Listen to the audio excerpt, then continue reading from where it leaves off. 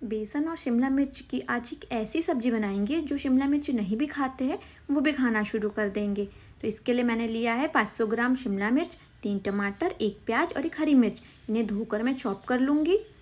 सब्ज़ी बनाने के लिए मैंने एक कढ़ाई ली है, इसमें 2 टेबल स्पून ऑयल लिया है। अभी ऑयल अच्छा गर्म करेंगे। ऑयल गर्म हो गया है तो इसमें 1 चम्मच मैंने जीरा डाला है। अब चॉप किया हुआ प्याज और हरी मिर्च डाल देंगे। इन्हें गोल्डन ब्राउन होने तक के फ्राई करेंगे। प्याज अच्छा गोल्डन ब्राउन हो गया है अभी, तो इसमें हम ड्राई मसाले डालेंगे। ये सब्ज़ी बहुत कम मसालों के साथ बन के तैयार हो जाती है। इसके लिए मैंने 1.5 चम्मच लाल मिर्च पाउडर लिया है, आधा चम्मच हल्दी पाउडर लिया है और 1.5 चम्मच नमक लिया है। आप अपने स्वाद के अनुसार नमक ले सकते हैं। अब मिर्ची को हम अच्छे से भूनेंगे जब तक इसका कच्चापन ना निकल जाए।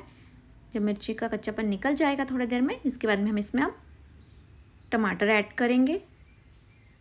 ये मैंने 3 टमाटर जो लिए थे इन्हें चॉप करके रखा था। इन्हें हम मिक्स करेंगे और टोमेटो को अच्छे सॉफ्ट होने तक के हम पकाएंगे।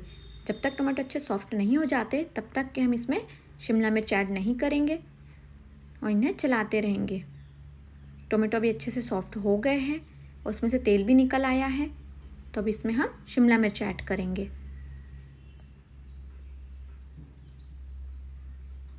अभी हम सारी शिमला मिर्च को डाल देंगे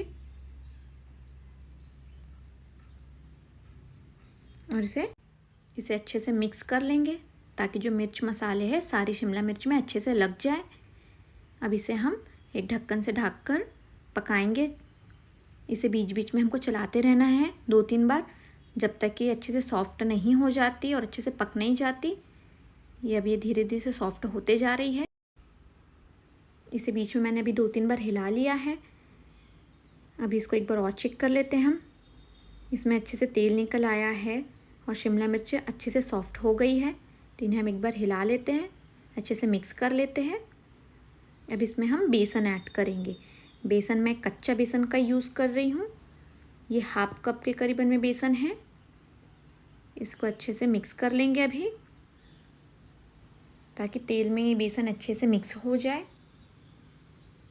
मिक्स करने के बाद में हम इसे लीड से कवर करके 3 से 4 मिनट के लिए पकाएंगे, जिससे बेसन का कच्चापन निकल जाएगा और बेसन अच्छे से सॉफ्ट हो जाएगा और कच्चा नहीं लगेगा। तो इसे मैं ढक देती हूँ। अभी 2-3 मिनट हो गया है, इसे चेक कर लेते हैं। बेसन पक गया है अभी, इसमें साइड साइड से तेल भी निकलने लग गया है।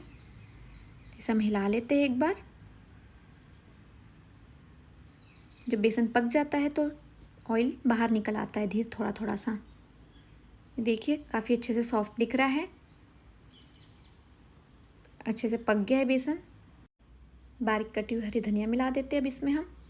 रेसिपी पसंद आई हो तो मेरे चैनल को सब्सक्राइब कीजिए, रेसिपी को लाइक और शेयर कीजिए। कमेंट में ज़रूर बताइए आपको रेसिपी कैसी लगी।